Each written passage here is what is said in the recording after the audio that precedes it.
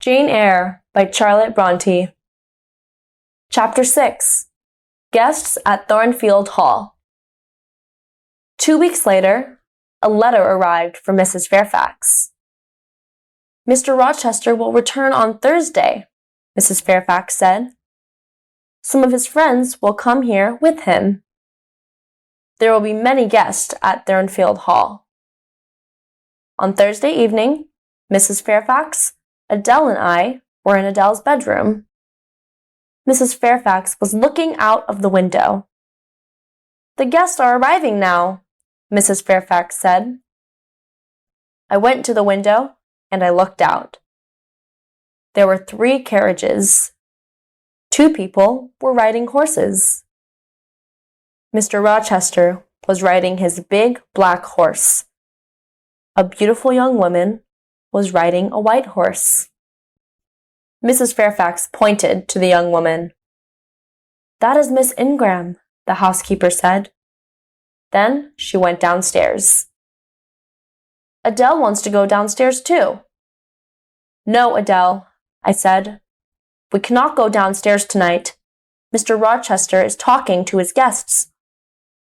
The next day, Mrs. Fairfax came into the schoolroom. "Mr. Rochester wants you to meet his guests tonight, Miss Eyre," she said.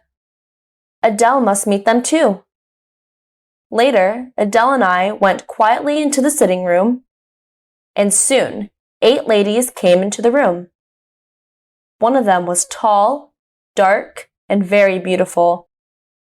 She was Blanche Ingram. Adele ran toward her. "Good evening, beautiful lady," she said in French. "What a pretty little girl," Blanche Ingram said. Miss Ingram spoke to the other ladies, and she spoke to Adele, but she did not speak to me.